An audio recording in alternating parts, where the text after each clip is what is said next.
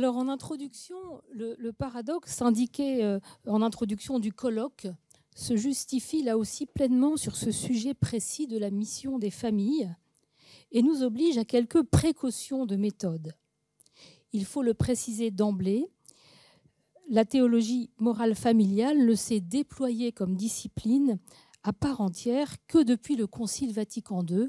Le père Jacques de Longeau nous a montré un petit peu ce qu'étaient les prémices, mais ça s'est vraiment développé ensuite. Louis et Zélie Martin n'ont donc pas essayé de mettre en œuvre dans leur vie ce que l'on considère aujourd'hui comme les divers aspects de la mission de la famille chrétienne. Mais en méditant sur leur vie, en lisant leur correspondance, nous pouvons repérer un faisceau d'indices convergents et faire l'hypothèse qu'ils les ont mis en œuvre à leur manière, dans le contexte qui était le leur. Mais ce ne sont que des indices, et la question que nous nous posons est donc, dans quelle mesure et à quelles conditions pouvons-nous affirmer que Louis et Zélie Martin sont témoins de la mission des familles pour aujourd'hui, avec le point d'interrogation. Alors, comme méthode de recherche, afin d'avoir une base reconnue et simple dans sa présentation, nous allons partir du rituel actuel du mariage, qui synthétise ses missions à divers moments de la célébration, tout en ayant recours au développement proposé par les papes Jean-Paul II et François lors des 2 derniers synodes sur la famille. Nous rechercherons alors, à partir des modestes sources dont nous disposons, comment répondre à la question. Et donc, ça complète bien le topo que nous venons d'avoir, puisque nous allons là. Donc, toutes les citations que vous verrez de Jean-Paul II sont de l'exhortation post-synodale du synode sur la famille de 1981, et toutes les citations du pape François viendront de l'exhortation apostolique du synode de 2014-2016. Le plan proposé, c'est de repartir de 8 missions essentielles de la famille. Les 4 premières, même si elles sont présentées ici à partir de la foi qui est la nôtre, rejoignent toute vocation familiale humaine. Et les 4 suivantes, vous les verrez, sont spécifiques aux familles chrétiennes. Louis et Zélie ont tous deux pensé, on l'a vu tout à l'heure, avoir une vocation religieuse avant de se rencontrer. Ils ne pouvaient pas imaginer que le mariage est une vocation à part entière, assortie de missions précises. Alors, quelles sont ces missions que nous connaissions aujourd'hui ? La première, et certainement la plus essentielle, vivre et transmettre l'amour dans une communauté de personnes. Que dit le rituel dans la première question du dialogue initial ? En vous engageant dans la voie du mariage, vous vous promettez amour mutuel et respect. Est-ce pour toute votre vie ? On retrouve cet aspect au début de la bénédiction finale. Que Dieu, votre Père, vous garde vraiment unis dans un amour mutuel, afin que la paix du Christ habite en vous et demeure toujours dans votre maison. Cela met en évidence ce que Jean-Paul II exprimait dans le premier grand texte sur les tâches de la famille chrétienne.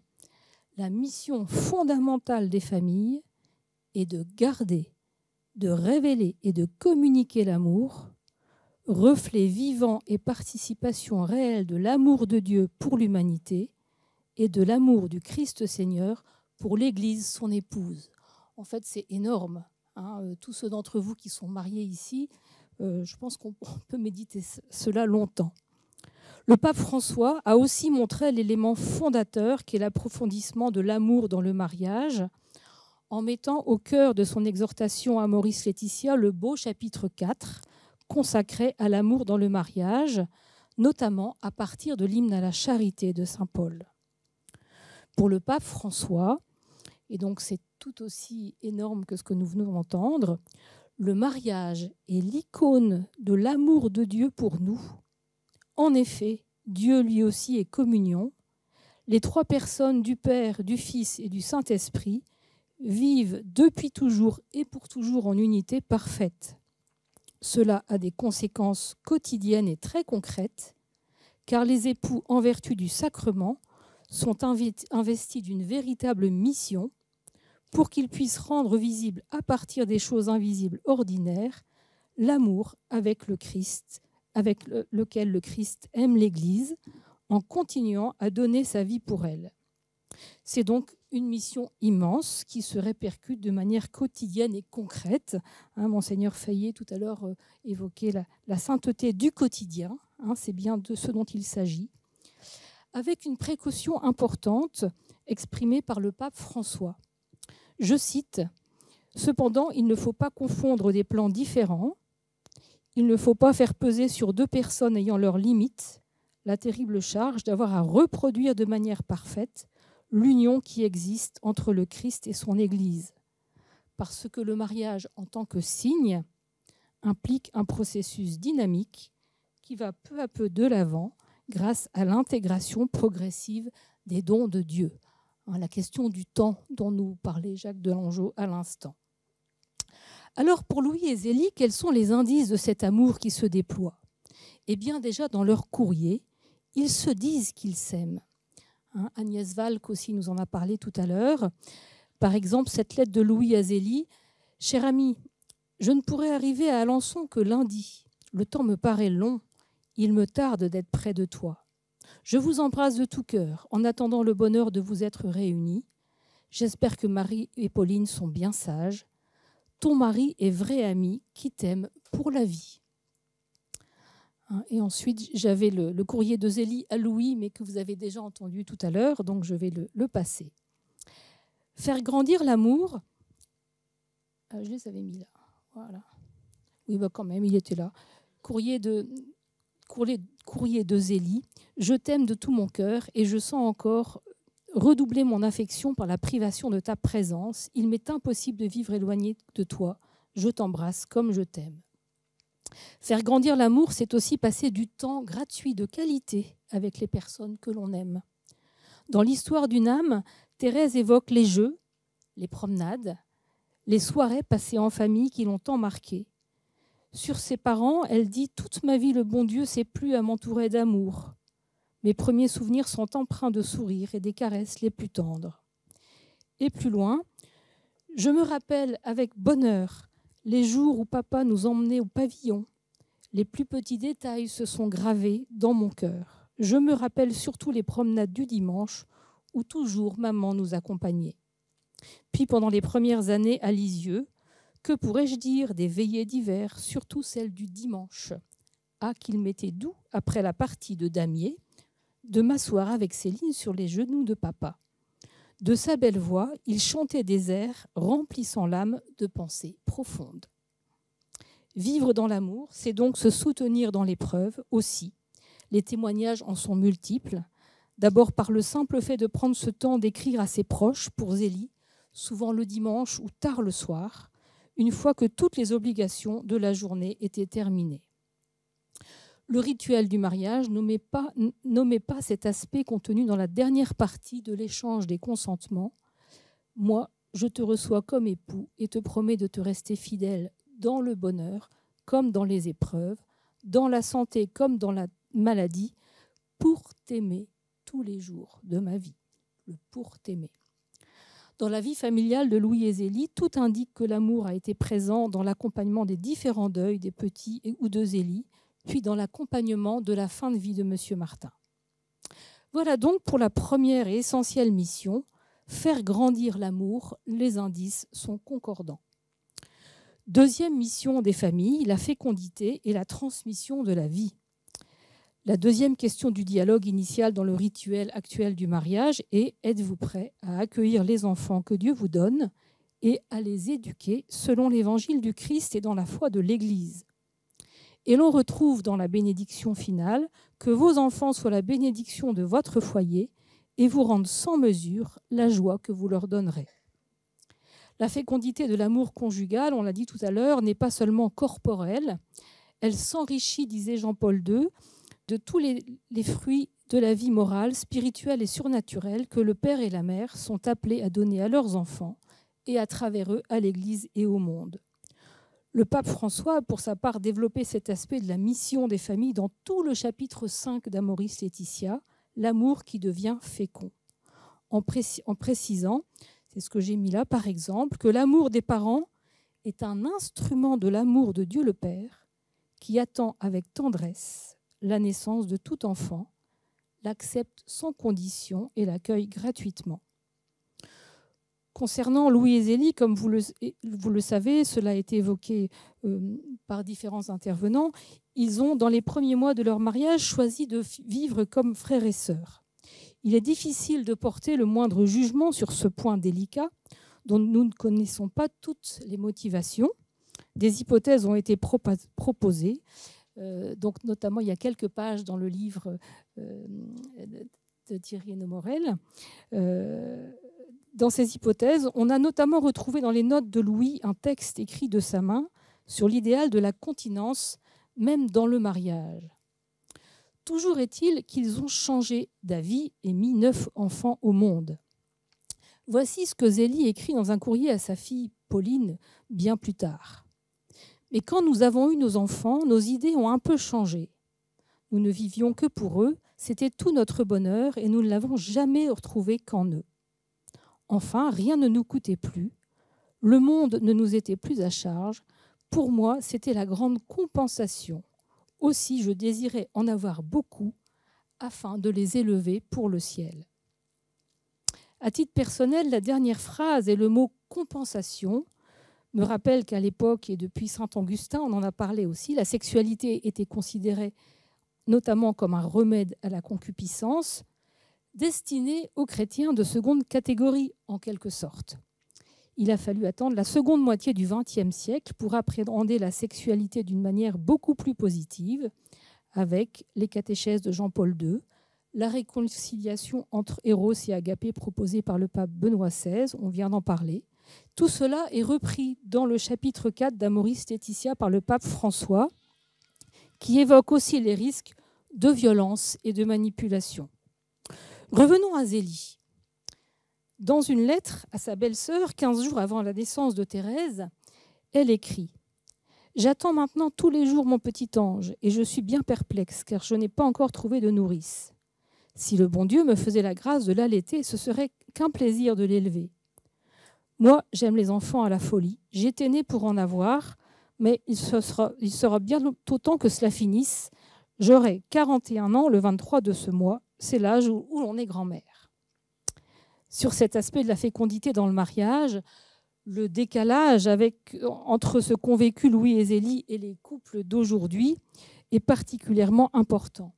Beaucoup de couples qui se préparent au mariage ont déjà des enfants.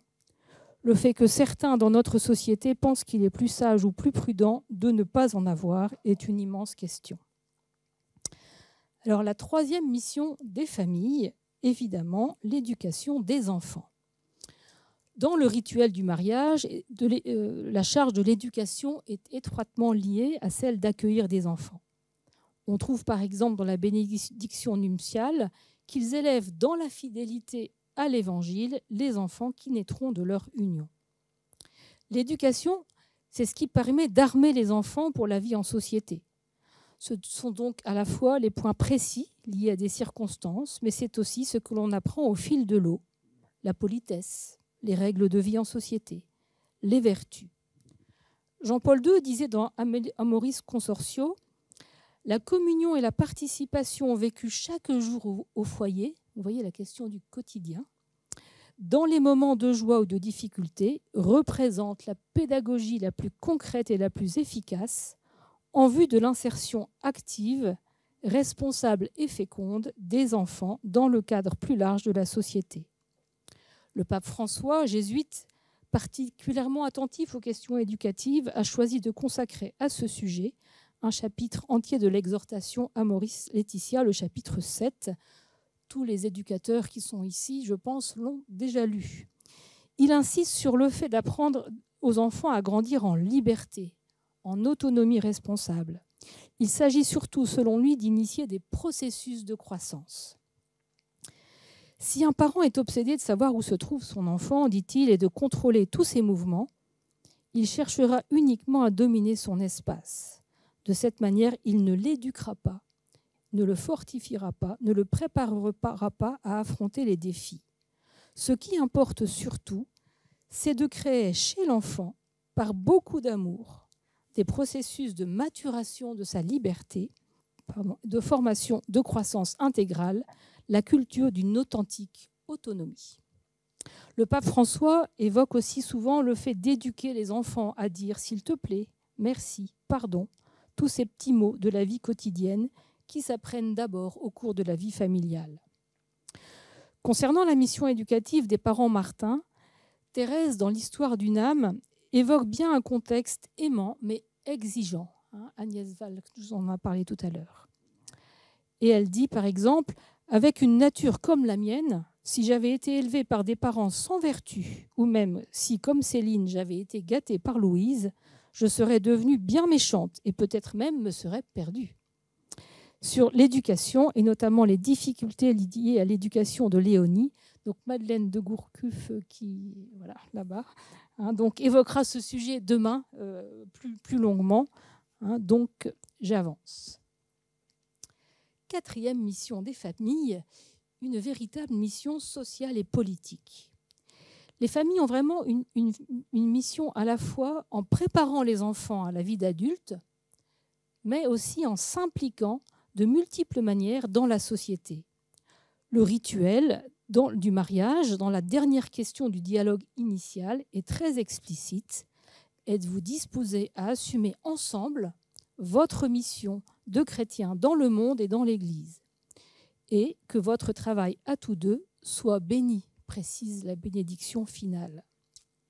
Jean-Paul II synthétisait cet aspect en écrivant « Cela, les familles chrétiennes peuvent le réaliser en offrant aux enfants un modèle de vie fondé sur des valeurs de vérité, de liberté, de justice et d'amour, mais aussi en s'engageant de façon active et responsable pour une croissance vraiment humaine de la société et de ses institutions. » Donc il s'agit aussi de l'engagement politique dans des associations, une manière de vivre sa profession également.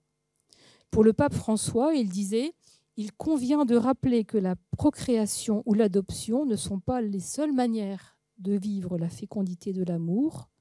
Même la famille qui a de nombreux enfants est invitée à laisser ses empreintes dans la société où elle est insérée, afin de développer d'autres formes de fécondité qui sont comme le prolongement de l'amour qui l'anime. Les familles chrétiennes ne doivent pas oublier que la foi ne nous retire pas du monde, elle nous y insère davantage. » Sur ces sujets concernant Louis et Zélie, je vous renvoie bien sûr à deux autres interventions du colloque. Donc d'une part, Thierry Hénaud-Morel, qu'on vient d'entendre, qui nous a parlé des engagements sociaux de Louis et Zélie. Et d'autre part, demain, l'intervention de Hubert et Marianne de Boisredon sur la manière dont Louis et Zélie ont vécu leur mission d'entrepreneurs. Voilà, nous les entendrons demain matin. En tout cas, toujours est-il qu'ils étaient confrontés à chercher le difficile équilibre entre vie professionnelle et vie familiale.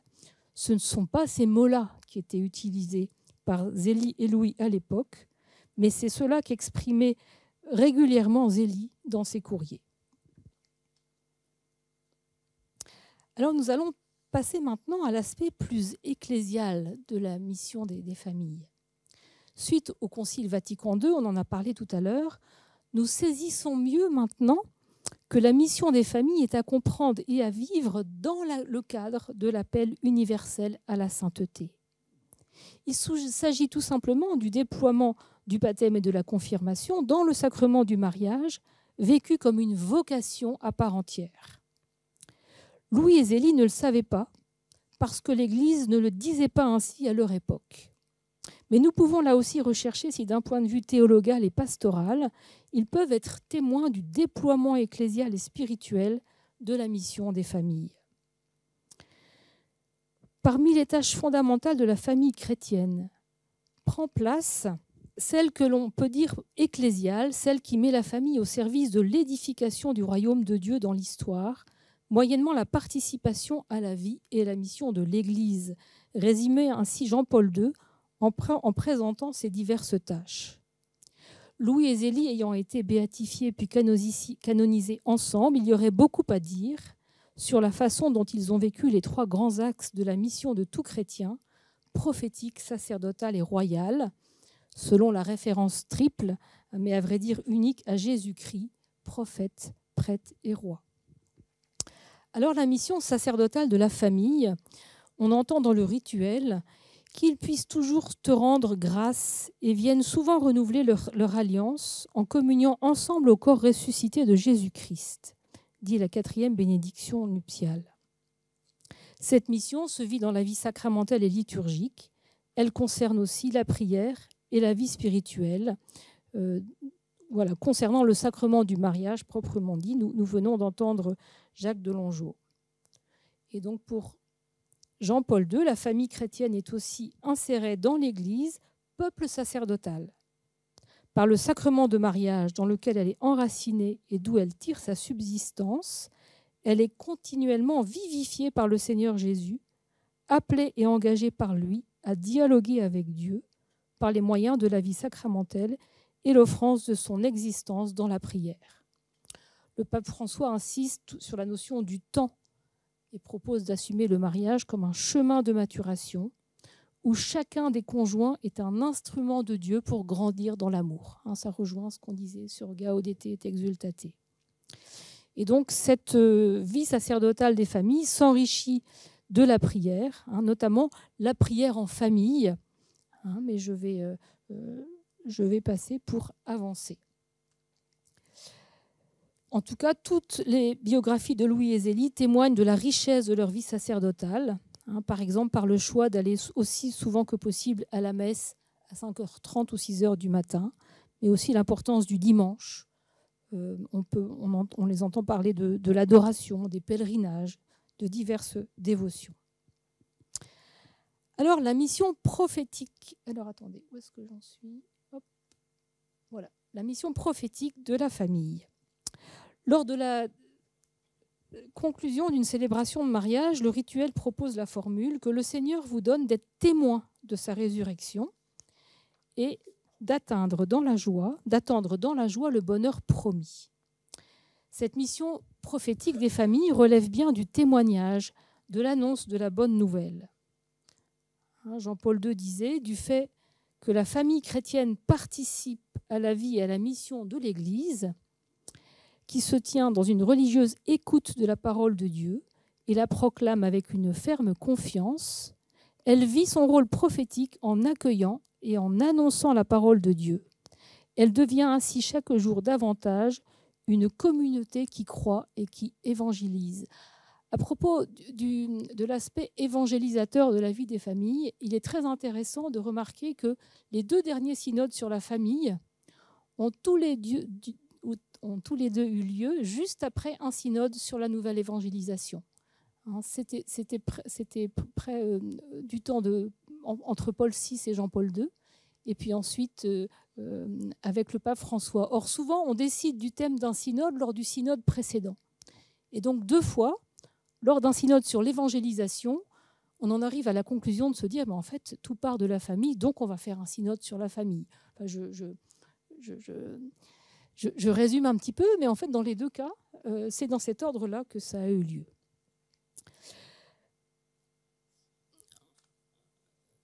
Une vie spirituelle riche du couple passe aussi forcément par la vie spirituelle de chacun des époux pris séparément. Le pape François indique qu'il y a un point où l'amour des conjoints atteint sa plus grande libération et devient un lieu d'autonomie saine. Et donc là, ça rejoint ce que disait Agnès Walsh. Lorsque chacun découvre que l'autre n'est pas sien, mais qu'il a un maître beaucoup plus important, son unique Seigneur, personne ne peut plus vouloir prendre possession de l'intimité plus personnelle et secrète de l'être aimé, et seul le Seigneur peut occuper le centre de sa vie. En fait, même dans un couple, un abus spirituel peut exister. Il faut en être conscient. Et ce n'était pas le cas de Louis et Zélie. Si l'on s'en tient à leur correspondance, ils avaient une belle autonomie l'un par rapport à l'autre.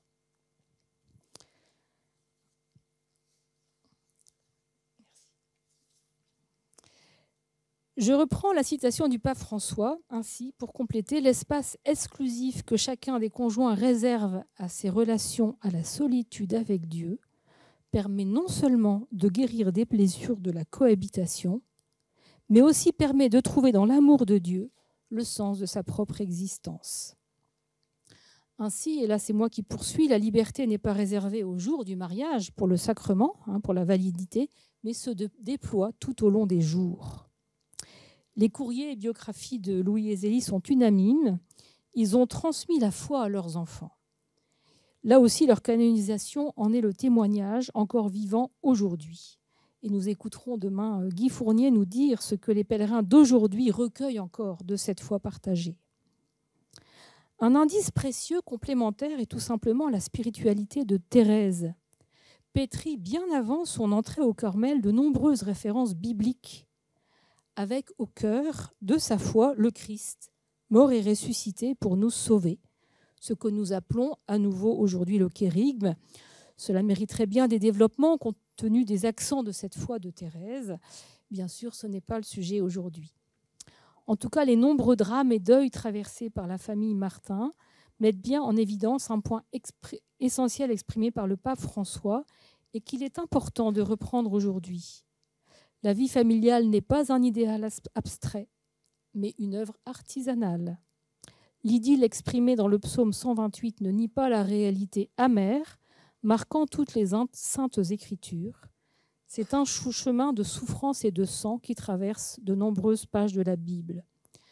Bref, il n'y a pas de famille parfaite, et la famille Martin ne l'était pas. Mais on peut dire qu'elle a, à sa façon, vécu sa mission prophétique de belle manière. Alors, la mission royale de la famille, servir, aimer, s'intéresser aux plus petits, c'est un point que le rituel du mariage aborde à de nombreux endroits. Je ne citerai que cet extrait de la bénédiction finale, que toute personne en difficulté trouve auprès de vous soutien et réconfort. La famille chrétienne est ainsi animée et guidée par la loi nouvelle de l'Esprit Saint et elle est appelée à vivre son service d'amour de Dieu et du prochain en étroite communion avec l'Église, peuple royal, indique pour sa part Jean-Paul II. On pourrait reprendre ces trois missions sacerdotales, prophétiques, royales. Ce sont en référence au Christ, prêtre, prophète et roi, et à la mission de l'Église. À chaque fois, le pape Jean-Paul II dit bien que la mission de la famille a quelque chose à voir avec la mission de l'Église. C'est pour ça qu'il va parler aussi de petite église domestique. Et cette mission de service, et notamment du plus fragile, commence, on l'a entendu tout à l'heure, bien sûr dans la famille. À tout moment de son histoire, dans toute famille, il y a des personnes qui demandent plus de soins et d'attention. Un petit qui vient de naître, une personne âgée, quelqu'un qui vient de vivre un échec, une personne handicapée ou malade. Chacun de nous peut être ce plus fragile à un moment donné.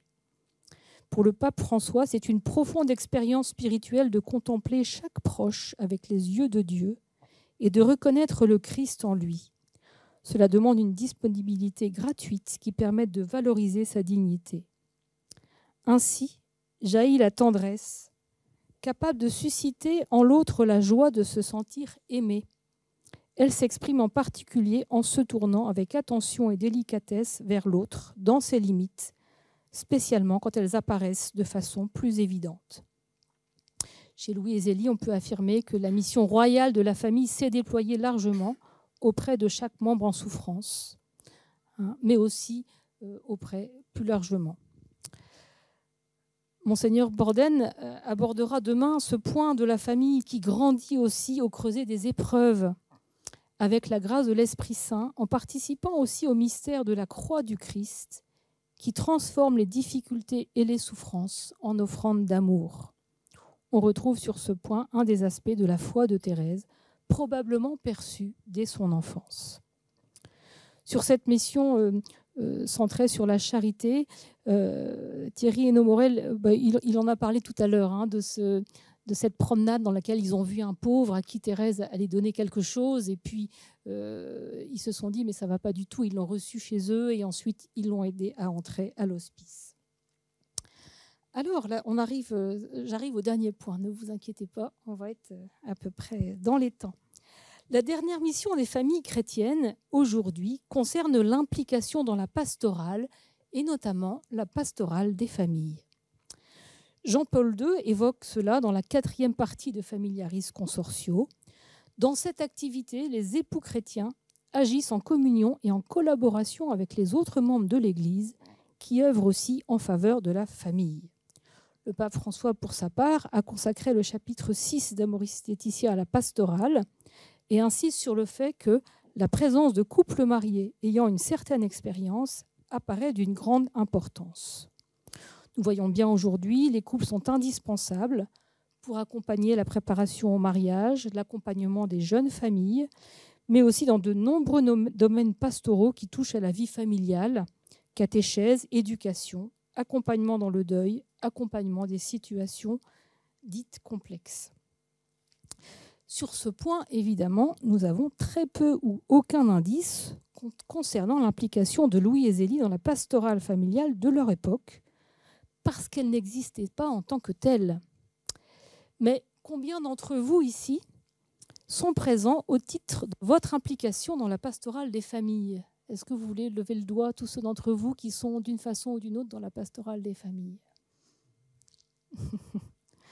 Voilà.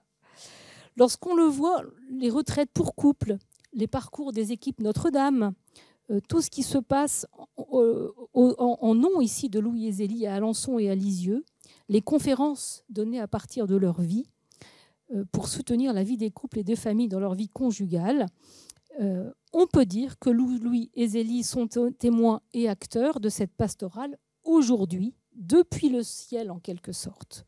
Cela ne doit pas déplaire à Thérèse, qui espérait passer son ciel à faire du bien sur la terre. Ses parents font de même. Alors, en conclusion, reprenons notre question de départ. Dans quelle mesure et à quelles conditions pouvons-nous affirmer que Louis et Zélie Martin sont témoins de la mission des familles aujourd'hui? Eh bien, l'intuition de départ était juste. Nous ne pouvons pas projeter dans leur vie a posteriori des préoccupations qui n'étaient pas les leurs. Ce ne serait pas juste. Mais en observant leur manière de vivre, nous avons pu glaner de nombreux indices montrant qu'ils ont mis en œuvre, à leur manière et dans leur contexte, les grandes orientations des missions des familles. Ils ne le faisaient pas de manière consciente et explicite, mais leur vie en témoigne implicitement, ce qui évoque une certaine continuité dans les grandes orientations de la mission des familles. Notre présence aujourd'hui en leur nom en est la confirmation. Je vous remercie.